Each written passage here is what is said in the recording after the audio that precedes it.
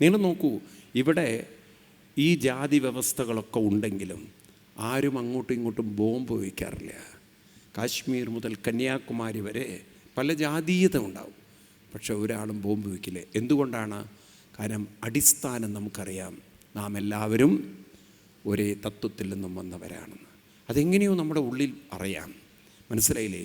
ഇന്നലെ നമ്മൾ കണ്ടില്ലേ, കൊടുങ്ങല്ലൂരിൽ തുള്ളുന്ന അമ്മമാർ, അവരും അവസാനം ഒരു ദൈവീകതയുടെ പേരിലാണ് തുള്ളുന്നത്. നിങ്ങൾ കണ്ണൂർ ഭാഗങ്ങളിൽ പോയി കഴിഞ്ഞാൽ തെയ്യത്തിൻ്റെ വേഷം കിട്ടുന്നതും ദൈവീകതയാണ്.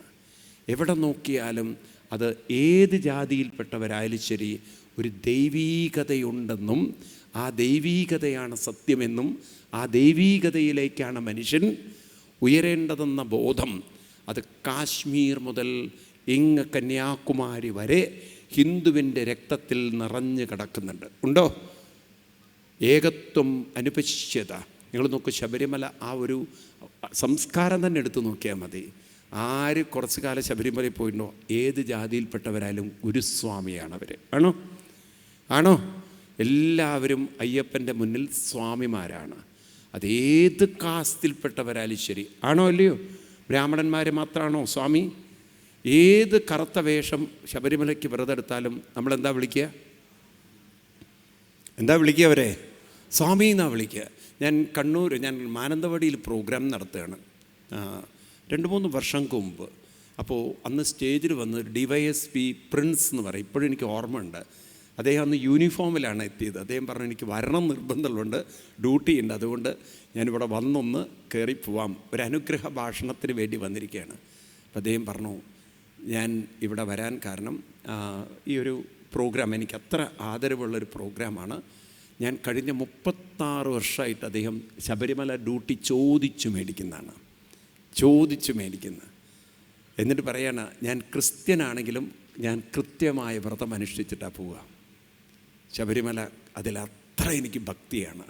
കാരണം അവിടെ എത്തുമ്പോൾ കിട്ടുന്ന ആ ഒരു ദൈവീകമായ അനുഭവം പറഞ്ഞറിയിക്കാൻ പറ്റില്ല.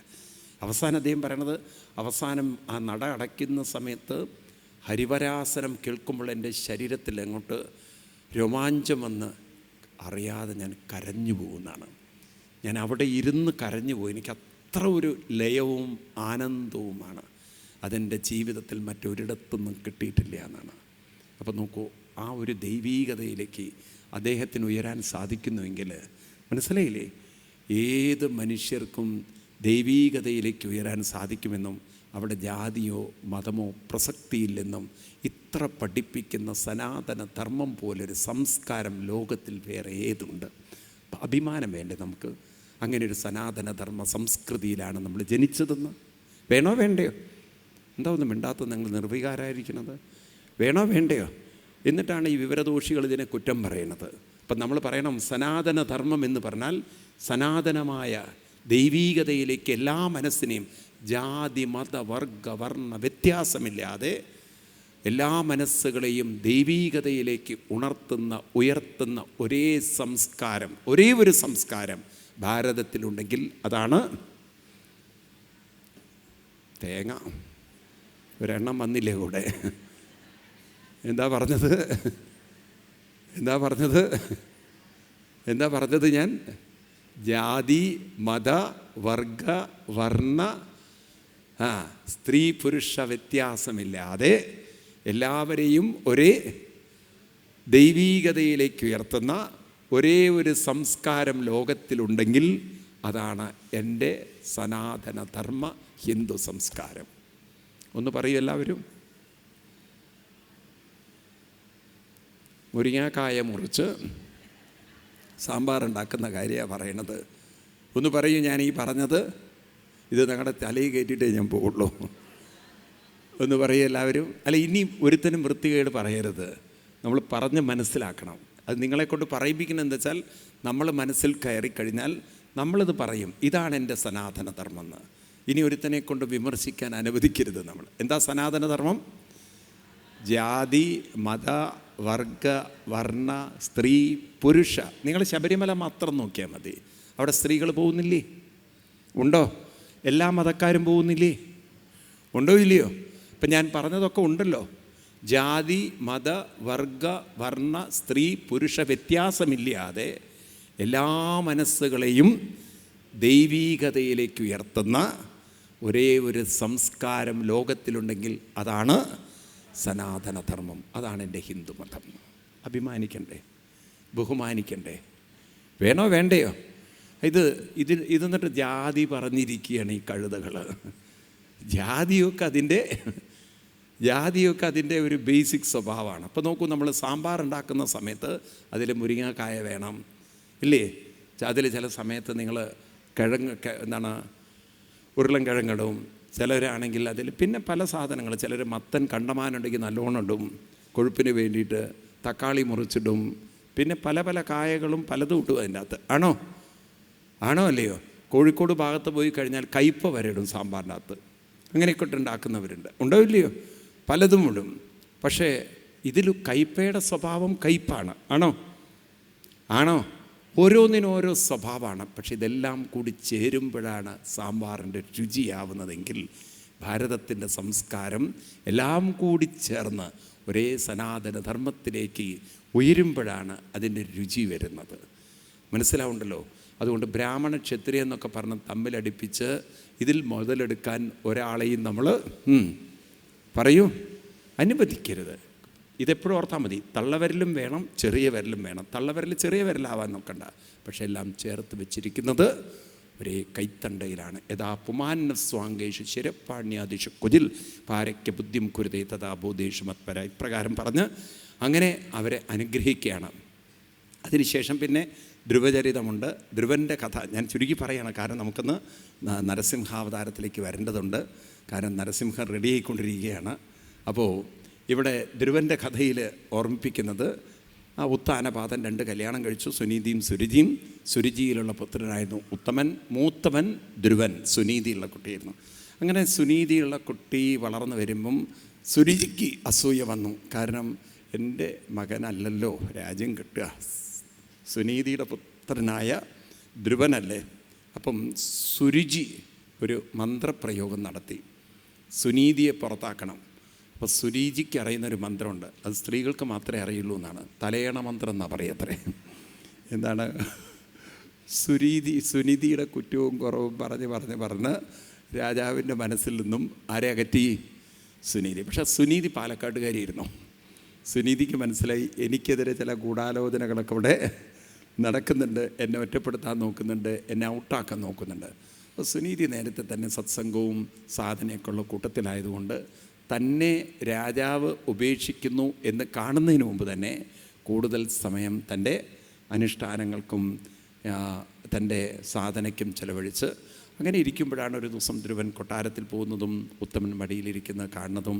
ആ ഉത്തമൻ ഇരിക്കുന്ന മടി, അതായത് അച്ഛൻ്റെ മടിത്തട്ടിലേക്ക് തനിക്കും കയറാൻ നോക്കാൻ ശ്രമിക്കുമ്പോഴാണ് സുരുചി വന്ന് കുട്ടിയെ തട്ടിമാറ്റി, പോയി മരിക്കണം, എൻ്റെ കുഞ്ഞായി എൻ്റെ ഹൃദയത്തിലൊക്കെ വരണം എന്നൊക്കെ പറയുമ്പോൾ ഒരു നിമിഷം ധ്രുവൻ മരിക്കണം എന്നൊക്കെ കേട്ടതും തനിക്കൊരു നിലനിൽപ്പില്ലേ, ഞാനിവിടെ ആരും അല്ലേ, എന്താ ഈ പറയണത്, മരിക്കണമെന്നോ?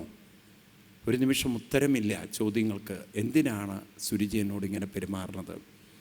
അങ്ങനെ അമ്മയുടെ അടുത്തേക്ക് ഓടി വരികയാണ്. അമ്മ പറയുകയാണ്, ആര് കൈവിട്ടാലും ഈശ്വരൻ കൈവിടില്ല. അതിനെന്ത് വേണം? ഈശ്വരനെ മുറുകെ പിടിക്കണം. ഭഗവാനെ മുറുകെ പിടിച്ചാൽ ഭഗവാൻ ഒരിക്കലും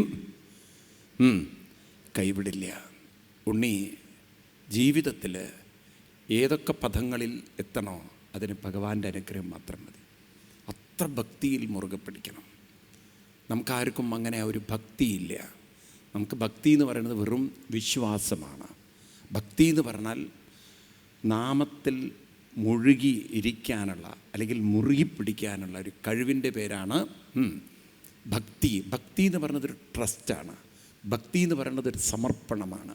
ഭക്തി എന്ന് പറയുന്നത് ഒരു കമ്മിറ്റ്മെൻറ്റാണ്. ഭക്തി എന്ന് പറയുന്നൊരു ഡിവോഷനാണ്. ഭക്തി എന്ന് പറയുന്നൊരു ഡെഡിക്കേഷനാണ്. ഭക്തി എന്ന് പറയുന്നൊരു ഡിറ്റർമിനേഷനാണ്. ഭക്തി എന്ന് പറയുന്നത് കംപ്ലീറ്റ് സറണ്ടറാണ്. അതിലൊരു കോംപ്രമൈസും പാടില്ല. ഞാൻ പിടിച്ചിരിക്കും എന്ന് പറഞ്ഞാൽ ഞാൻ പിടിച്ചിരിക്കും. അതിൽ പിന്നെ വേറെ തോട്ട്സ് ഇല്ല. അപ്പം നമ്മുടെ പിടുത്തത്തിന് ശക്തി പോരാ. നമ്മൾ പിടിച്ചിട്ടുണ്ടോ എന്ന് ചോദിച്ചു കഴിഞ്ഞാൽ ആ കണക്ക് തന്നെ. നമ്മുടെ പിടുത്തത്തിന് അത്ര മുറുകെ ഭഗവാനെ പിടിച്ചിട്ടുള്ളവരെത്ര പേരുണ്ട്? നാമത്തിൽ അത്ര മുറുകെ പിടിച്ചവർ, ഉറപ്പുള്ളവരെത്ര പേരുണ്ട്? ഞാൻ പിടിച്ചിട്ടുണ്ട് എന്നുള്ളത്. അപ്പം അങ്ങനെയാണ് പലരുടെയും പിടുത്തത്തിന് ശക്തിയില്ല. വെള്ളിയാഴ്ച ദേവിയും, തിങ്കളാഴ്ച ശിവനും, ബുധനാഴ്ച ഈ തരത്തിലുള്ള ഒരു പൊട്ടഭക്തിയിൽ നടക്കും. ഒരിക്കൽ നിങ്ങൾക്ക് ഭഗവാനെ ആ നാമത്തിൽ പിടികിട്ടിയാൽ പിന്നെ നിങ്ങൾക്ക് തിങ്കളാഴ്ചയില്ല, ചൊവ്വാഴ്ചയില്ല, എല്ലാ ദിവസവും ഒരുപോലെ, ദിവസം തന്നെ ഇല്ല. മനസ്സിലായില്ലേ? അതറിയാത്തവർക്ക് തിങ്കളാഴ്ച ശിവനാണ്, ചൊവ്വാഴ്ച ദേവിയാണ്, ബുധനാഴ്ച ഹനുമാനാണ്, വ്യാഴാഴ്ച കൃഷ്ണനാണ്, വെള്ളിയാഴ്ച വീണ്ടും ശിവനാണ്, ശനിയാഴ്ച അയ്യപ്പനാണ്, ഞായറാഴ്ച ആരുമില്ല, അന്ന് കടന്നുറങ്ങാനുള്ള ദിവസമാണ്. ഈ രീതിയിലുള്ള പൊട്ടഭക്തിയുള്ളവർക്കൊന്നും ഭഗവാനെ മുറുകെ പിടിക്കാൻ സാധ്യല്ല. ശരിക്കുള്ള ഭക്തന് തിങ്കളുമില്ല, ചൊവ്വയില്ല, വെള്ളിയില്ല. അവർക്കെല്ലാ ദിവസവും സദാകാലം ഭഗവത്ഗീതയിൽ കൃഷ്ണൻ പറയും, എന്നാണ് ഭഗവാൻ പറയും, 8-7 ശ്ലോകം ഗീതയിൽ എന്താ പറയുന്നത്? എന്താണ് ആ ശ്ലോകം മനസ്സിൽ വരുന്നില്ല. 8-7 എന്താ പറയുന്നത്? 8-7 8-ാം അധ്യായത്തിൽ തസ്മാത് സർവേഷു കാലേഷു മാം അനുസ്മര. സർവേഷു കാലേഷു, അവർക്ക് പ്രത്യേക കാലവുമില്ല. അവരെന്ത് ചെയ്യണു? മാം അനുസ്മര, ഒരേ നാമത്തിൽ അങ്ങനെ മുറുകെ പിടിച്ചു കൊണ്ടുപോകുന്നവർ. ഇതായിരുന്നു സുനീതി ജീവിച്ചിരുന്നത്. അതുകൊണ്ട് സുനീതി പറഞ്ഞു, നാമത്തെ പിടിച്ചുകൊണ്ട് മുന്നോട്ട് പോയാൽ ഭഗവാൻ കൈവിടില്ല. കുട്ടി ഇറങ്ങി പുറപ്പെട്ടു. അങ്ങനെ കുട്ടിക്ക് നാരദ മഹർഷി ഒരു മന്ത്രോപദേശം കൊടുക്കുന്നതാണ്, ഓം നമോ ഭഗവതേ വാസുദേവ. കുട്ടി ഇങ്ങനെ വൃന്ദാവനത്തിലെത്തി. അവിടെ മധുവനത്തിൽ തപസ് ചെയ്ത് 6 മാസം. 1 മാസമൊക്കെ ഇങ്ങനെ വല്ലതൊക്കെ കിട്ടി കഴിക്കും, പിന്നെ വല്ല ഇലകളൊക്കെ കഴിച്ചു, പിന്നെ വായു ഭക്ഷിച്ചു, പിന്നെ ഒന്നുമില്ലാതെയൊക്കെ ഇരുന്നു എന്നൊക്കെയാണ്. അത്ര തീവ്രതയായിരുന്നു. ആ ഭക്തി ദൃഢമാക്കി ഭഗവാൻ പ്രകടമായി കുട്ടിയുടെ മുന്നിൽ ശങ്കിത കഥാധാരിയിട്ട്. ആ സമയത്ത് കുട്ടി ഭഗവാനെ സ്തുതിക്കുന്ന സ്തുതിയാണ് 4-ാം സ്കന്ധത്തിൽ 9-ാം അധ്യായത്തിൽ അതിമനോഹരമായ സ്തുതി. അതിലൊറ്റ ശ്ലോകമെങ്കിലും നമ്മൾ പഠിച്ചു വെച്ചാൽ നല്ലതാണ്. യോന്തപ്രവിശ്യമവാചമിമം പ്രസുപ്താം സഞ്ജീവയത്യഖില. 4-ാം സ്കന്ധം 9-ാം അധ്യായം 6-ാം ശ്ലോകം. യോന്തപ്രവിശ്യമവാചമിമം പ്രസുപ്താം സഞ്ജീവയത്യഖില ശക്തിധരസ്വധാംനാം അന്യാം ച ഹസ്തചരണശ്രവണത്വഗാദിൻ പ്രാണൻ നമോ ഭഗവതേ പുരുഷായ തുഭ്യം. ഉള്ളിൽ പ്രവേശിച്ച് ഉറങ്ങിക്കിടക്കുന്ന മനസ്സിനെ ഉണർത്തുന്ന ആ പൂർണ്ണസ്വരൂപനായ അനന്തശക്തിയുള്ള ബോധസ്വരൂപനായ പ്രാണസ്വരൂപനായ ഭഗവാനെ എൻ്റെ നമസ്കാരം. അപ്പം എന്നെ ഉണർത്തുന്ന ഭഗവാൻ പുറത്തല്ല ഇരിക്കുന്നത്. എന്നെ ഉണർത്തുന്ന ഭഗവാൻ എൻ്റെ ഉള്ളിലിരിക്കുന്നു. ആ ഉള്ളിലിരിക്കുന്ന ഭഗവാന് എൻ്റെ സാഷ്ടാംഗ നമസ്കാരം എന്ന് ധ്രുവൻ പറയാൻ. പിന്നെ ധ്രുവന് ഒരിക്കലും നശിക്കാത്ത ധ്രുവ നക്ഷത്ര പദവിയും രാജപദവിയൊക്കെ കൊടുത്തു. ധ്രുവൻ തിരിച്ചുപോയി കൊട്ടാരത്തിലേക്ക്. അച്ഛന് മനസ്സിലായി ഞാൻ ചെയ്തത് തെറ്റാണെന്ന്, സുരീജിക്കും മനസ്സിലായി തെറ്റാണെന്ന്. പിന്നെ രാജ്യം ധ്രുവനെ ഏൽപ്പിച്ചു. അച്ഛൻ തപസ്സിന് പോയി. ധ്രുവൻ കല്യാണമൊക്കെ കഴിഞ്ഞു. ഉത്തമൻ കാട്ടിൽ വെച്ച് മരിക്കണു. ഉത്തമൻ്റെ ശരീരം കൊണ്ടുപോകാൻ പോയ അമ്മയും മരിക്കണു. ധ്രുവൻ രാജ്യഭരണം മകനെ ഏൽപ്പിച്ച് തപസ് ചെയ്യാൻ പോയി ബദരീനാഥിലേക്ക്. അങ്ങനെ തപസ് ചെയ്യുമ്പോൾ ഒരിക്കൽ വിഷ്ണു ദൂതന്മാരവിടെ വന്ന് ധ്രുവനെ കൊണ്ടുപോകാൻ നിൽക്കുമ്പോഴാണ് ധ്രുവൻ പറയണത്, എനിക്കെന്തെങ്കിലും ഒരു ആത്മീയമായിട്ടുള്ള ഉയർച്ച കിട്ടിയിട്ടുണ്ടെങ്കിൽ അതിൻ്റെ കാരണം അമ്മയാണ്. അമ്മയെ ഓർക്കുകയാണ്. അവസാന സമയത്ത് ധ്രുവൻ്റെ ജീവിതം ധന്യമാക്കിയ അമ്മയെ ഓർക്കുകയാണ്. കുലം പവിത്രം ജനനീ കൃതാർത്ഥ വസുന്ധര പുണ്യവതി എന്നാണ്.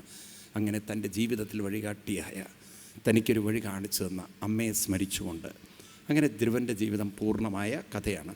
പിന്നീട് പുരഞ്ജരോപാഖ്യാനം എന്നൊക്കെ പറഞ്ഞ ഒരുപാട് ഭാഗങ്ങളുണ്ട്. ഞാൻ അതിലേക്ക് കടക്കുന്നില്ല, കാരണം സമയം വല്ലാതെ പോയതുകൊണ്ട്. പിന്നീട് ഞാൻ എവിടെയെങ്കിലുമൊക്കെ റെഫർ ചെയ്ത് പിന്നെ നമ്മൾ കാണുന്ന 5-ാം സ്കന്ധത്തിൽ പ്രിയവ്രത വംശം പറയുമ്പോഴാണ് പ്രിയവ്രതൻ്റെ പുത്രനായ അഗ്നീന്ദ്രനും അഗ്നീന്ദ്രൻ്റെ പുത്രനായ ഋഷഭൻ്റെ മൂത്ത പുത്രനായിരുന്നു ഭരതൻ എന്നാണ്. ആ ഭരതൻ രാജ്യം ഭരിക്കാൻ തുടങ്ങിയ കാലം മുതലാണ് ഭാരതം എന്ന പേര് ഈ നാടിന് വന്നത്. എന്തുകൊണ്ട് നമ്മുടെ നാടിന് ഭാരതം എന്ന് വിളിക്കുന്നു? ഭ എന്ന അക്ഷരത്തിന്, ഒരാളെ ആട്ടുന്ന അക്ഷരമല്ല അത്. ഭ എന്ന് പറഞ്ഞാൽ എന്താണ്? ഭ എന്ന് പറഞ്ഞാൽ അറിവ് എന്നാണ് അർത്ഥം. എന്താണ്? പ്രകാശം എന്നാണ്. അതായത് ആത്മീയമായ അറിവിൻ്റെ പ്രകാശത്തിൽ. ഭ എന്നുള്ള അക്ഷരത്തിന് അത്രയും അർത്ഥമുണ്ട്. ഏതാണ്? ആത്മീയമായ അറിവിൻ്റെ പ്രകാശത്തിൽ രതി ഉള്ളവരുടെ നാട്. എന്ന് പറഞ്ഞാൽ എന്താണ്? നമ്മൾ ഓരോരുത്തരും പൂർണ്ണതയിൽ നിന്നാണ് വന്നതെന്നും തിരിച്ചെത്തേണ്ടത് പൂർണ്ണതയിലേക്കാണ് എത്തേണ്ടതെന്നുമുള്ള അറിവിൻ്റെ പ്രകാശവും അതിന് അനുഷ്ഠാനവും ചെയ്യുന്നവരുടെ നാടിൻ്റെ പേരാണ്, അവർക്ക് പറയൂ, ഇതൊരു ആത്മീയ രാജ്യമാണ്. ഏത് രാജ്യം? ആത്മീയതയുള്ള രാജ്യം. അതാണ് ഇത്രയും മഹാന്മാർ. നിങ്ങൾ നോക്കൂ, ഈ 2025 ഇപ്പം 60 കോടി ജനങ്ങളാണ് നമ്മൾ ഇവിടെ കണ്ടത്. എവിടെ? മഹാകുംഭമേളയിൽ. ഇപ്പം മഹാകുംഭമേളയിൽ പ്രധാനമായിട്ട് 5 സ്നാനങ്ങളാണ്. ബേസിക്കലി 4 സ്നാനങ്ങളാണ്. കുംഭമേള തുടങ്ങുന്നതിനെ സംക്രാന്തി, മകരസംക്രാന്തിക്കാണ് തുടങ്ങുക. അത് കഴിഞ്ഞാൽ പിന്നെ ഏറ്റവും പ്രധാനപ്പെട്ട സ്നാനം എന്ന് പറയുന്നത് നാഗസന്യാസിമാർ വന്ന് കുളിക്കുന്ന സ്നാനമാണ്. മൗനി അമാവാസ്യ എന്ന് പറയും. അതിലാണ് ഏറ്റവും പ്രധാനം. അതാണ് അന്ന് അവിടെ സ്റ്റാമ്പേഡായിട്ട് 10-30 ആൾക്കാർ മരിക്കുക ചെയ്തത്.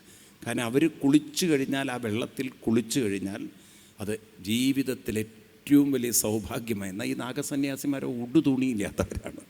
ഈ 2025 നോക്കണം, ഒരു തുണി ഉടുക്കാത്ത അവരെയാണ് വലിയ ശ്രേഷ്ഠന്മാരായിട്ട് ഇപ്പോഴും കാണുന്നത്. അപ്പോൾ നോക്കൂ, അവരുടെ വസ്ത്രമില്ലായ്മയിലേക്കല്ല നോക്കിയത്, അവരുടെ തപസ്സിനെയാണ് ആളുകൾ മാനിക്കുന്നത്. എവിടെ നോക്കിയോ തപസ് ചെയ്യുന്ന ഇവരൊന്നും ഒരിടത്തല്ല താമസിക്കുന്നത്. പക്ഷേ ഇവരെങ്ങനെ ഇതറിയുന്നു? ഒരു വാച്ചും ഇല്ല, കലണ്ടറും ഇല്ല. പക്ഷെ എങ്ങനെ ഇവരെത്തിച്ചേരുന്നു? എങ്ങനെ ഇവർ പോകുന്നു? കയ്യിലൊരു പണവും ഇല്ല, ഒന്നുമില്ല. ഇവരെങ്ങനെ ജീവിക്കുന്നു? ഒരു പിടിയില്ല ആർക്കും. ഇവരങ്ങോട്ട് ഹിമാലയത്തിലേക്ക് കയറും, അവരവരുടെ സ്ഥലങ്ങളിൽ പോവും. മനസ്സിലായില്ലേ? ഇങ്ങനെയുള്ള മേളകൾ വരുമ്പോൾ അവരെല്ലാം ഇറങ്ങിത്തിരിക്കും, വരും. അപ്പം അങ്ങനെയുള്ള തപസ്സികളായിട്ടുള്ള ആളുകൾ, നിങ്ങൾ വിചാരിക്കേണ്ട ഇവർ വെറും വേഷമില്ലാത്തവരാണ്. ഇവരൊക്കെ ഹൈലി എഡ്യൂക്കേറ്റഡ്. ഇവരുടെ ശരീരമാണ് വസ്ത്രം എന്നാണ് അവർ പഠിക്കുന്നത്. ഇനി അതിന് വേറെ വസ്ത്രത്തിൻ്റെ ആവശ്യമില്ല എന്നാണ്. മനസ്സാകുന്ന ജീവൻ ഉടുത്തിരിക്കുന്ന വസ്ത്രമാണ് ഏത്? ശരീരം തന്നെ വസ്ത്രമായിട്ട് കാണും. ഇനി വേറെ വസ്ത്രം എന്തിനാണെന്നാണ് ചോദിക്കുന്നത്. മനസ്സിലായില്ലേ? ശരീരത്തെ വസ്ത്രമായി കാണുന്നവർ, അതാണ് അവരുടെ ചിന്താഗതി. അല്ലാതെ അവർ നഗ്നരാണെന്നുള്ള രീതിയിൽ ജീവിക്കുന്നവരല്ല. നിൽക്കട്ടെ.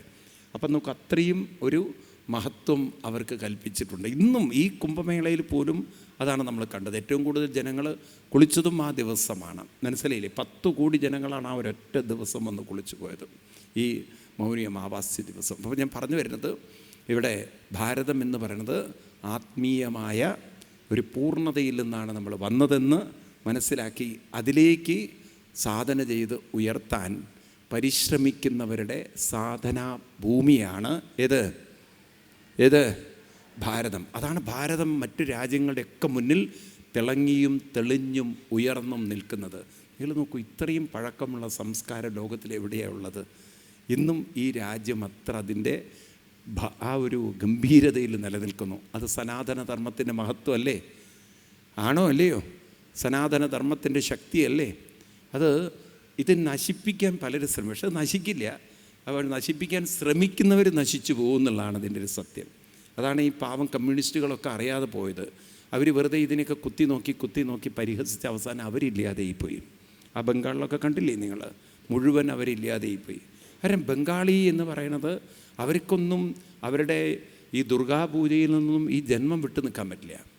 നിങ്ങൾ ബംഗാളിലൊക്കെ പോയി കഴിഞ്ഞാൽ ഒരു പന്തലിന് 1 കോടി രൂപയൊക്കെയാണ്, 2 കോടി 3 കോടിയൊക്കെ. ആരെങ്കിലും ബംഗാളിൽ പോയിട്ടുള്ളവരുണ്ടോ? അവിടെ കൊൽക്കത്തയിലൊക്കെ പോയിട്ടുണ്ടോ? നിങ്ങൾ ആ സമയത്ത് സീസണിൽ പോകണം, ആ ഫെസ്റ്റിവൽ സമയത്ത്. ഞാനവിടെ സപ്താഹത്തിന് പോകാറില്ല, അതുകൊണ്ടാണ് ഞാൻ പറയണത്. എനിക്ക് അത്രയും അറിവുണ്ട് ആ കാര്യത്തെക്കുറിച്ച്. ചില പന്തലിലൊക്കെ എന്നെ കൊണ്ടുപോകും. ആ സമയത്ത് 3 കോടി 4 കോടിയൊക്കെ ഉള്ള പന്തൽ എന്ന് പറഞ്ഞാൽ ദേവിയുടെ രൂപം ഉണ്ടാക്കി വെച്ചിരിക്കുകയാണ്, 8 കൈകളുള്ള ആ ദേവിയുടെ രൂപം. എന്നിട്ട് അവസാനം നിമഞ്ജനം ചെയ്യും. ഇതൊന്നും ബംഗാളിയുടെ രക്തത്തിൽ നിന്ന് മാറ്റാൻ ഒരാൾക്കും പറയൂ സാധ്യമല്ല. ഇവരൊക്കെ ക്ലബ്ബ് രാഷ്ട്രീയം ഉണ്ടാക്കി ഇതൊന്നൊക്കെ അവരെ വഴിതെറ്റിക്കാൻ നോക്കി. ഇന്ന് കമ്മ്യൂണിസത്തിൻ്റെ പൊടി പോലില്ല. നിങ്ങൾ നോക്കൂ, 45 കൊല്ലം കമ്മ്യൂണിസ്റ്റ് ഭരിച്ച രാജ്യത്തിൽ നിന്ന് അവരെ വേരോടുകൂടി പിഴുതെറിയണമെന്നുണ്ടെങ്കിൽ ആ സനാതന ധർമ്മത്തിൻ്റെ ശക്തി എത്രയാണ്? ഇത് തന്നെയാണ് കേരളത്തിലും പാവങ്ങൾ ചെയ്തുകൊണ്ടിരിക്കുന്നത്. വെറുതെ ഹിന്ദു മതത്തെ തോണ്ടി അവരുടെ വേരാണ് അറ്റുപോകുന്നതെന്ന് ഈ പാവങ്ങൾ അറിയുന്നില്ല. കാരണം സനാതന ധർമ്മ സംസ്കൃതിയെ നശിപ്പിക്കാൻ ഒരാൾക്കും, കാരണം അത്ര 5000 വർഷം മുമ്പ് എഴുതി വെച്ച കൃതികളും ആചാര്യ പരമ്പരകളുമുള്ള ഒരു മണ്ണ്. സദാശിവ സമാരംഭം ശങ്കരാചാര്യമധ്യമാം അസ്മദാചാര്യ പര്യന്താം വന്ദേ ഗുരു പരമ്പരാം. എന്തൊക്കെ സംസ്കൃതിയാണ് ഈ രാജ്യത്തിലുള്ളത് അല്ലേ?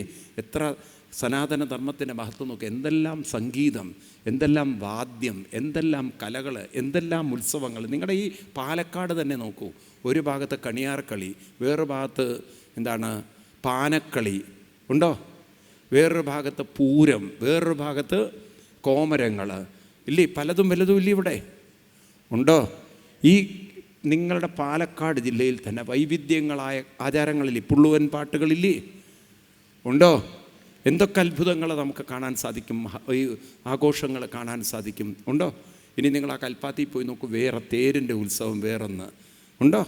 ഇങ്ങനെ പല രീതിയിൽ ഇവിടുത്തെ തന്നെ ഈ തായമ്പക സിസ്റ്റം, പലാവൂർ ഭാഗത്തുള്ള തായമ്പ വ്യത്യസ്തമാണ്. അവിടുത്തെ മേള രീതികൾ തന്നെ വ്യത്യാസമുണ്ട്. മനസ്സിലായില്ലേ? ഓരോ നാട്ടിനും അതിൻ്റേതായിട്ടുള്ള, അപ്പം പെരുവനം രീതി വ്യത്യസ്തമാണ്. അതുപോലെ തൊണ്ണൂറ്, ഞാൻ അതിലേക്ക് കടന്നു കഴിഞ്ഞാൽ പിന്നെ ഇതങ്ങനെ പോവും. അതുപോലെ തന്നെ കഥകളി, ഇവിടെ സദനമുണ്ട്. അങ്ങനെ ഓരോ സംസ്കാരങ്ങൾ ഓരോ നാടിനും ഉണ്ട്. ഇതൊക്കെ നശിപ്പിക്കാൻ ആർക്ക് പറ്റും? ഒരാൾക്കും തൊടാൻ പറ്റില്ല. അപ്പോൾ വെറുതെ ഇതിനെ കുത്തി കുത്തി കുത്തി കുത്തി നോവിച്ച് അവസാനം കുത്തുന്നവൻ അവൻ്റെ വേര്, അവൻ്റെ നാശം ഉണ്ടാവുന്നല്ലാതെ ഭാരത സംസ്കൃതിയെ നശിപ്പിക്കാൻ ഒരാൾക്കും ഉറക്കെ പറയൂ നിങ്ങൾ, സാധ്യമല്ല. അതാണ് ഇതിൻ്റെ ഒരു മഹത്വം. നിൽക്കട്ടെ. അത് കഴിഞ്ഞ് പിന്നീട് നമ്മൾ ഇവിടെ ഋഷഭൻ്റെ മക്കളെ, ആ ഋഷഭൻ ഉപദേശിക്കുന്ന അതിഗംഭീരമായൊരു പിതൃപദേശം പഞ്ചമസ്കന്ധത്തിൽ 5-ാം അധ്യായത്തിൽ നമുക്ക് കാണാൻ പറ്റും. അവിടെ മക്കളോട് പറഞ്ഞു കൊടുക്കുന്നതാണ്. അതായത് ജീവിതത്തിൽ പല ന്യൂനതകളും കുറവുകളും ഉണ്ടാവും. അതിലേക്കല്ല നോക്കേണ്ടത്. അനുഷ്ഠാനങ്ങളെ കൊണ്ട് മനോബലം വർദ്ധിപ്പിച്ചാൽ, അനുഷ്ഠാനങ്ങളെ കൊണ്ട് മനസ്സിന് ശക്തി വർദ്ധിപ്പിക്കാൻ സാധിച്ചാൽ എന്തൊക്കെ കുറവുകളുണ്ടെങ്കിലും അതൊന്നും നമ്മളെ ബാധിക്കുകയില്ല. കുറവുകളല്ല നോക്കേണ്ടത്, നമ്മുടെ ഇല്ലായ്മകളല്ല നോക്കേണ്ടത്. അനുഷ്ഠാനം കൊണ്ട് ദൈവീകതയിലേക്ക് ഉണരാനും ഉയരാനും ശ്രമിച്ചുകൊണ്ടേയിരിക്കണം. അത് മക്കൾക്ക് പറഞ്ഞു കൊടുക്കുക. പിന്നീട് അതിനുശേഷം ഭരതൻ്റെ ഉപാഖ്യാനുണ്ട്. ഭരതൻ ആ രാജഭരണമൊക്കെ കഴിഞ്ഞ് തപസ് ചെയ്യാൻ പോകുന്നതും, പിന്നെ ഒരു മാനിനെ വളർത്തുന്നതും, അവസാനം മാനായിത്തീരുന്നതും, പിന്നീട് ജഡഭരതനായിത്തീരുന്നതും, അദ്ദേഹം രഘൂഗണ രാജാവെന്ന് പറയുന്ന രാജാവിൻ്റെ പല്ലക്ക് ചുമക്കുന്നതും. അങ്ങനെ ഒരിക്കൽ ആ പല്ലക്ക് ചുമക്കുന്ന സമയത്ത് അദ്ദേഹം രാജാവിനെ പല്ലക്ക് ചുമന്നു കൊണ്ടുപോകുമ്പോഴാണ് വഴിയിൽ ഓരോ ജന്തുക്കളെയൊക്കെ കാണുമ്പം ഇതൊക്കെ ചവിട്ടണമല്ലോ എന്ന് വിചാരിച്ച് അങ്ങോട്ടും ഇങ്ങോട്ടൊക്കെ ചാടുമ്പോൾ പല്ലക്കിൽ നിന്ന് രാജാവ് ചാടി. കാരണം പല്ലക്കെല്ലാം കൂടെ ഇളകി രാജാവ് പുറത്ത് ചാടി. കലിതുള്ളിയ രാജാവ്, നിന്നെ ഞാൻ ശിക്ഷിക്കുമെന്നൊക്കെ പറയുമ്പോൾ നിനക്കെന്നെ തൊടാൻ പറ്റില്ല രാജൻ എന്ന് പറയുമ്പോൾ രാജാവ് ചോദിക്കുകയാണ്, അതെന്താ, ഞാൻ രാജാവല്ലേ, എനിക്ക് ശിക്ഷിക്കാൻ അർഹതയുണ്ടല്ലോ, പിന്നെങ്കിൽ നിങ്ങളെ തൊടാൻ പറ്റില്ല എന്ന് പറയണത് അതല്ല രാജൻ, അങ്ങൻ്റെ ശരീരത്തെ ഉപദ്രവിച്ചാലും എൻ്റെ മനസ്സിനെ അതൊന്നും അലട്ടില്ല. അപ്പോഴാണ് രാജാവ് ചോദിക്കുന്നത്, അതെങ്ങനെ സംഭവിക്കുന്നു? അപ്പോൾ പറഞ്ഞു കൊടുക്കുകയാണ്, മനസ്സും ശരീരവും രണ്ടും രണ്ടാണ്. മനസ്സെന്ന് പറയുന്നത് നമ്മുടെ സ്വാതന്ത്ര്യത്തിലുള്ളതാണ്. അത് നിങ്ങൾ ഉപയോഗിച്ചിട്ടില്ലെങ്കിൽ അത് നിങ്ങളെ ദുർബലമാക്കും. നിങ്ങളുടെ സ്വാതന്ത്ര്യമാണ്, നിങ്ങളുടെ ശക്തിയാണ് നിങ്ങളുടെ സാധന എന്ന് പറയുന്നത്. അപ്പം സാധന എന്ന സ്വാതന്ത്ര്യത്തെ ഉപയോഗിച്ചിട്ടില്ലെങ്കിൽ അത് കുറേ കഴിഞ്ഞാൽ ആ മനസ്സ് ദുർബലമായി മാറും. സാധനയാണ് മനസ്സിനെ ശക്തിയുള്ളതാക്കി മാറ്റുന്നത്. ഒരിക്കലും മറക്കരുത്. സാധനയുണ്ടോ മനസ്സിന് ശക്തിയുണ്ട്. സാധനയാണ് മനസ്സിനെ സാധ്യത്തിലേക്ക് ഉയർത്തുന്നത്. മനസ്സിലായില്ലേ? സാധനയില്ലെങ്കിൽ ദുർബലമാണ് മനസ്സ്. അപ്പോൾ ആ സ്വാതന്ത്ര്യം നമുക്കുണ്ട്. ഏത് സ്വാതന്ത്ര്യം? സാധന ചെയ്യാനുള്ള സ്വാതന്ത്ര്യം. ഇതാണ് നമ്മൾ പലരും അനുഷ്ഠിക്കാത്തത്. അപ്പം സ്വാതന്ത്ര്യമില്ലാത്തതുകൊണ്ടല്ല, പക്ഷേ ആ സ്വാതന്ത്ര്യത്തെ വേണ്ട വിധത്തിൽ നമ്മളാരും പ്രയോജനപ്പെടുത്തില്ല. ഇതെല്ലാം മക്കൾക്ക് രഘുഗണന് പറഞ്ഞു കൊടുത്തിട്ട് രഘുഗണനോട് പറയും, രഘൂഗണയേതപസ്സാന്നയാദീന ചേജ്യ 5-ാം സ്കന്ധം 12-ാം അധ്യായം 13-14 ശ്ലോകം. രഘൂഗണയേതപസ്സാന്നയാദീന ചേജ്യ നിർവപണാൽ ഗൃഹദ്വ ന ചന്തസാനൈവ ജലാഗ്നി സൂര്യേ വിനാ മഹത്പാദരജോഭിഷേകം. എത്ര ഉത്തമ ശ്ലോകം. നോക്കുന്നുണ്ടോ? ശ്ലോകം കിട്ടുന്നുണ്ടോ? രഘൂഗണയേതപസ്സാന്നയാദീന ചേജ്യ നിർവപണാൽ ഗൃഹാദ്വ ന ചന്തസാനൈവ ജലാഗ്നി സൂര്യേ വിനാ മഹത്പാദരജോഭിഷേകം. എത്ര ഉത്തമ ശ്ലോക ഗുണാനുവാദ പ്രശ്രൂയതേ ഗ്രാമ്യകഥാവികാത നിഷേവ്യമാണോനു ദിനം മോക്ഷോ മതിം സതിം മെച്ചതി വാസുദേവേ പറയാണ്. നിരന്തരമായ സാധന കൊണ്ട് വാസുദേവേ എച്ചതി, വാസുദേവ തത്വത്തിലേക്ക് നമുക്ക് കൈവരിക്കാൻ സാധിക്കും. അതുകൊണ്ട് ഈ രഘുഗണ ജീവിതം ഒരിക്കലും കരയാനോ തളരാനോ ദുർബലപ്പെടുത്താനോ അല്ല. പരിശ്രമിക്കൂ, സാധന അനുഷ്ഠിക്കൂ. ഇങ്ങനെ ഈ ഭാഗവും പറഞ്ഞ് പിന്നീട് ഭൂഗോള വർണ്ണനയൊക്കെ ഉണ്ട്. അത് കഴിഞ്ഞ് നരകവർണ്ണനയുണ്ട്. അത് കഴിഞ്ഞിട്ട് നമുക്ക് അജാമിളൻ്റെ കഥയിലേക്ക് കടക്കുമ്പോഴാണ് ഒരു ബ്രാഹ്മണനായ അജാമിളൻ കല്യാണമൊക്കെ കഴിഞ്ഞ് മക്കളൊക്കെ അതിൻ്റെയൊക്കെ ഒരു വാട്സാപ്പ് പ്രേമം കയറിപ്പറ്റും. ഇന്നിപ്പോൾ പുതിയ പുതിയ പ്രേമങ്ങളൊക്കെ വരുന്ന കാലമല്ലേ. വേറൊരു പെണ്ണായിട്ട് ഇടപാട് വന്നു. പിന്നെ അവളുടെ കൂടെ സുന്ദരൻ ഞാനും സുന്ദരി നീയും എന്നൊക്കെ പറഞ്ഞു പോയി. അതിലും മക്കളുണ്ടായി. നല്ല ഭാഗ്യത്തിലുണ്ടാവുന്ന മക്കൾക്കൊക്കെ ദൈവീക പേര് കൊടുത്തു എന്നാണ്. അവസാനത്തെ മകന് നാരായണൻ എന്നുള്ള കഥ നിങ്ങൾക്കറിയാം. അവസാനം ചാവാൻ നേരത്തെ യമരാജാവ് നല്ല കയറൊക്കെ കൊണ്ടുവന്ന് വരിഞ്ഞ് കെട്ടുമ്പോഴാണ് നാരായണ എന്നൊരൊറ്റ വിളി. അതോടുകൂടി യമദൂതന്മാരോട് പറഞ്ഞു, യമരാജാവ് നാരായണ എന്ന് വിളിച്ചാൽ ഇയാളുടെ പാപമൊക്കെ തീർന്നു, ഇയാൾ എക്സംപ്റ്റഡാണ്, ടാക്സ് അടയ്ക്കേണ്ട, ഒഴിവാക്കിയെന്ന്. എന്ന് വെച്ചാൽ പാപമൊന്നും ഏൽക്കില്ല എന്ന്. അങ്ങനെ ഇയാളെ പാപത്തിൽ നിന്ന് മുക്തമാക്കി. അങ്ങനെ ഇയാൾ ആ സമയത്ത് നമ്മൾ കേട്ടിരിക്കുന്ന കഥ നാരായണ ജപിച്ച് മോക്ഷം കിട്ടിയെന്നല്ല. ഇവിടെ അദ്ദേഹം നേരെ ഹരിദ്വാറിലേക്ക് പോയി എന്നാണ്. എങ്ങോട്ടാണ്? അവിടെ ഇരുന്ന് തപസ് ചെയ്ത് പിന്നെ പൂർണ്ണ നേടി. അപ്പോൾ ഇവിടെ പറഞ്ഞു വരുന്നത് നമുക്ക് അവതാരം വരുന്നേ ഉള്ളൂ. അപ്പോഴേക്കും പ്രകൃതി തന്നെ അവതാരത്തിൽ തയ്യാറായി കഴിഞ്ഞു. ഞാൻ അത്രയും സ്പീഡിൽ പോയിക്കൊണ്ടിരിക്കുകയാണ്. അപ്പോൾ ഇവിടെ പറഞ്ഞു കൊടുക്കുകയാണ്, ജീവിതത്തിൽ ഇതെപ്പോഴും ഓർത്തോളണം. എന്തൊക്കെ സംഭവിച്ചിട്ടുണ്ടോ, വിഷമങ്ങളോ വേദനകളോ കുറ്റപ്പെടുത്തലുകളോ കുറവുകളോ പല ന്യൂനതകളും ഉണ്ടാവും. അതൊന്നും ചിന്തിച്ച് സമയം കളയരുത്. സാധന അതാണ് അജാമിളൻ. അദ്ദേഹത്തിന് തെറ്റുപറ്റി വേറൊരു പെണ്ണായിട്ട് ഇടപഴകുക. അങ്ങനെ അവസാനം നാമജപത്തിലൂടെ ഭഗവാനിലേക്ക് എത്തി. അപ്പം നമുക്കൊരു ഉറപ്പ് തരികയാണ്, ജീവിതത്തിലുള്ള ന്യൂനതകളല്ല ജീവിതം, ജീവിതത്തിൻ്റെ സാധനയാണ് ജീവിതം. നമ്മളെപ്പോഴും ഏത് പക്ഷത്ത് നിൽക്കുന്നു എന്നാണ്. നമ്മുടെ ജീവിതത്തിൻ്റെ പ്രശ്നങ്ങളുടെ പക്ഷത്ത് നിൽക്കുന്നുണ്ടോ, സാധനയുടെ പക്ഷത്ത് നിൽക്കുന്നുണ്ടോ? ആ സാധനയുടെ പക്ഷത്ത് നിൽക്കാനുള്ള ഗഡ്സ് ഉണ്ടെങ്കിൽ, കരുത്തുണ്ടെങ്കിൽ, ഊർജമുണ്ടെങ്കിൽ നിങ്ങൾ തളരുകയല്ല, നിങ്ങൾ കൂടുതൽ കരുത്തുള്ളവരായിത്തീരും. അങ്ങനെയുള്ള അഷ്ടാവക്രന്മാരുടെ കഥയാണ് ഭാരതത്തിന് പറയാനുള്ളത്. 8 വളവുകളുണ്ടായിട്ടും ആ ന്യൂനതകളെക്കുറിച്ച് ചിന്തിച്ചില്ല. തൻ്റെ സാധനയിൽ മനസ്സുറപ്പിച്ചുകൊണ്ട് തൻ്റെ ജീവിതത്തെ പരിവർത്തനം വരുത്തി പരമഗുരുസ്ഥാനീയം കൈവരിച്ച അഷ്ടാവക്രന്മാരുടെ മണ്ണാണ് ഈ മണ്ണ്. അതുകൊണ്ട് ജീവിതത്തിൽ ഒരിക്കലും തിരിഞ്ഞു നോക്കി സ്വയം തന്നെ തളർത്തുന്ന, തന്നെ ഒരു ദുർവിധിയായി കണ്ട്, യോഗമായി കണ്ട്, തന്നെ അവഹേളിക്കുന്ന രൂപത്തിൽ, പുച്ഛിക്കുന്ന രൂപത്തിൽ, വേദനിപ്പിക്കുന്ന രൂപത്തിൽ ചിന്തിച്ച് സമയം കളയരുത്. പലതും നഷ്ടമുണ്ടാവാം, പലതും പോയിട്ടുണ്ടാവാം, പലതും നമുക്ക് കിട്ടാതിരുന്നിട്ടുണ്ടാവാം. പക്ഷേ സാധനയാണ് എൻ്റെ ജീവൻ, സാധനയാണ് എൻ്റെ കരുത്ത്, സാധനയാണ് എൻ്റെ അമൃതം. ഈ ഒരു ബോധം നമ്മുടെ ഉള്ളിൽ എപ്പോഴും ഉണ്ടെങ്കിൽ നിങ്ങൾ ഓരോ നിമിഷവും നിങ്ങളുടെ മനസ്സിനെ അറിയാതെ ഉയർത്തി കാലം കൊണ്ട് നിങ്ങൾക്ക് മനസ്സിലാവും, സാധനയിലൂടെയാണ് എൻ്റെ ജന്മം സുകൃതമായത്, സഫലമായത്, ധന്യമായത്, പവിത്രമായത്. ഇത് അജാമിളനിലൂടെ നമ്മൾ ഓർമ്മിപ്പിക്കണം. അപ്പം അതിനുശേഷം പിന്നീട് ഇവിടെ വൃത്രാസുര ചരിതം പറയും. വൃത്രാസുരൻ എന്ന് പറയുന്ന ഒരു അസുരനായിട്ട് പോലും, ഇന്ദ്രൻ പോലും ഐരാവതത്തിൻ്റെ താഴെ ഇറങ്ങി നിന്ന് ആ വൃത്രാസുരനെ അഭിനന്ദിച്ചുകൊണ്ട് പറയും. അതായത് വൃത്രാസുരൻ ഇന്ദ്രനുമായിട്ട് യുദ്ധത്തിന് പോവുകയാണ്. 6-ാം സ്കന്ധം 11-ാം അധ്യായത്തിൽ ഏറ്റവും ഒടുവിൽ നിങ്ങൾക്ക് കാണാം. വൃത്രാസുരൻ ഇന്ദ്രനോട് പറയുന്നതാണ്, ഹേ ഇന്ദ്ര, എനിക്ക് നിൻ്റെ സ്വർഗലോകമോ സ്വർഗപദവികളോ ഒന്നും ആവശ്യമില്ല. എൻ്റെ മനസ്സ് ഞാൻ സാധനയിലൂടെ ഭഗവാന്റെ പാദത്തിൽ, ഭഗവാന്റെ നാമത്തിൽ അർപ്പിച്ചിരിക്കുകയാണ്. അഹം ഹരേ തവ പാദൈകമൂലദാസാനുദാസോ ബവിദാസ്മി ഭൂയ മനസ്മരേദാസപദവർ ഗുണാംസ്തേ ഗൃണീതവ കർമ്മ കരോതുകായ. എൻ്റെ മനസ്സ് ഞാൻ ഭഗവാന്റെ നാമത്തിൽ അർപ്പിച്ചിരിക്കുകയാണ്. അതുകൊണ്ട് എനിക്ക് നിൻ്റെ ഒരു ലോക സുഖങ്ങളും വേണ്ട. കാരണം ആ ഭഗവാന്റെ നാമത്തിൽ തന്നെ ഞാൻ ആനന്ദം കണ്ടെത്തുകയാണ്, സന്തോഷം കണ്ടെത്തുകയാണ്. ഇവിടെയാണോ എൻ്റെ സ്വർഗം, ഇവിടെയാണ് എൻ്റെ ആനന്ദം, ഇവിടെയാണ് എൻ്റെ ഒരു അനുഭൂതി എന്ന് പറഞ്ഞുകൊണ്ട് ആ ഭഗവാന്റെ സ്മരണത്തിൽ പറയുന്നു. അജാതപക്ഷായവ മാതരം ഗകാ സന്യം യഥാ വത്സതരാക്ഷുതാർത്ത പ്രിയം പ്രിയൈവ വിഷദം വിഷണ്ണ മനോ അരവിന്ദാക്ഷതിക്ഷതേ ത്വാം എന്നാണ്. ഒരു പശുക്കുട്ടി എപ്രകാരമാണോ പശുവിൻ്റെ അകട്ടിലേക്ക് ഓടിച്ചെന്ന് ആ പാല് കുടിച്ച് ആസ്വദിക്കുന്നത്, ഇതുപോലെയാണ് ഞാൻ ഭഗവാന്റെ നാമത്തെ ഒരു പശുക്കുട്ടി പാല് കുടിച്ച് ആസ്വദിക്കുന്ന പോലെ ഞാൻ അതിങ്ങനെ അമൃതം ആസ്വദിക്കുകയാണ്. എനിക്ക് നിന്നോട് യുദ്ധം ചെയ്യാൻ വലിയ താല്പര്യമൊന്നുമില്ല.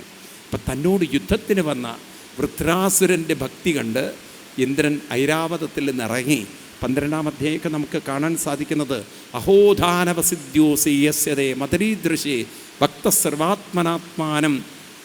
നിൻ്റെ മനസ്സ് നോക്കുമ്പോണ്ടല്ലോ സുഹൃതം ജഗതീശ്വരം എന്നാണ് പറയുന്നത്. ഈശ്വരൻ്റെ സുഹൃത്തായി നീ മാറി, ഭഗവാൻ അത്ര പ്രിയപ്പെട്ടവരായി നീ മാറിയിരിക്കുകയാണ്. ഇങ്ങനെയൊരു ഭക്തി എല്ലാവർക്കും കിട്ടുന്നതല്ല.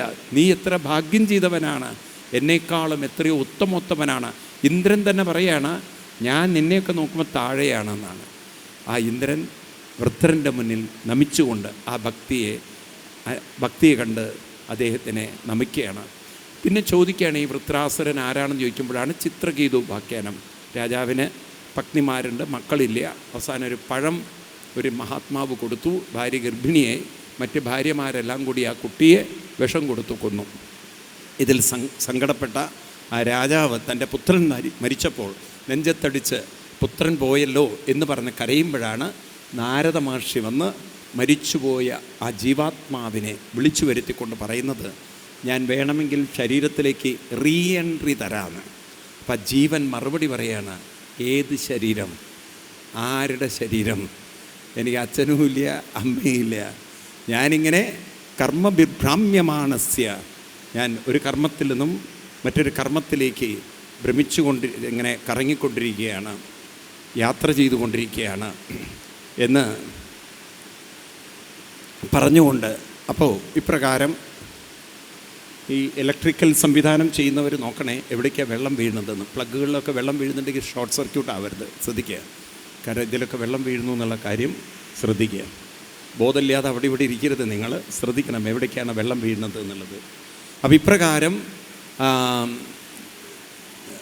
എവിടെയെങ്കിലുമൊക്കെ ജംഗ്ഷനോ അങ്ങനെയൊക്കെ ഉണ്ടെങ്കിൽ ഒന്ന് നോക്കുക. അപ്പോൾ ഇപ്രകാരം പറഞ്ഞുകൊണ്ട് അവിടെ ചിത്രകേതു തൻ്റെ പുത്രൻ, ആ പുത്രന് തൻ്റെ അച്ഛനെന്നോ അമ്മയെന്നോ ഇല്ല, ഒരു ശരീരത്തിൽ നിന്നും മറ്റൊരു ശരീരത്തിലേക്കുള്ള യാത്രയാണ് ജീവിതമെന്ന് മനസ്സിലാക്കിയപ്പോൾ പുത്രന് വേണ്ടി കരയല്ല വേണ്ടത്, എൻ്റെ മനസ്സിനെ ഞാൻ ഉയർത്തുകയാണ്. നാരദ മഹർഷിയോട് മന്ത്രദീക്ഷ എടുത്തുകൊണ്ട് അങ്ങനെ അദ്ദേഹം ജീവിതം ധന്യമാക്കുകയാണ്. അങ്ങനെ അദ്ദേഹത്തിന് പിന്നീട് ഒരു ശാപം കിട്ടുന്ന കഥയുണ്ട്. പാർവതീദേവി പരമശിവനെ പോയി 4 ചീത്ത വിളിക്കും. പാർവതീദേവി പരമശിവൻ്റെ മടിയിലിരിക്കുന്ന രംഗം കാണുകയാണ്. പറയുകയാണ്, ഇത്ര പബ്ലിക്കായിട്ടൊന്നും ഭാര്യയെ മടിയിലിരുത്താറില്ല ആരും. എന്തൊരു നാണക്കേട്, ശിവനാണത്രേ എന്നൊക്കെ പറഞ്ഞ് ചീത്ത വിളിച്ചു. ആ സമയത്ത് പാർവതീദേവി ശപിച്ചതാണത്രേ അദ്ദേഹം വൃത്രാസുരനായി തീർന്നത് എന്നൊരു കഥയാണ്. അതിനുശേഷം നമ്മളിനി കാണുന്നത് പ്രഹ്ലാദ ചരിതത്തിലേക്ക് കിടക്കുകയാണ്, നരസിംഹാവതാരത്തിലേക്ക്. അപ്പം നമുക്ക്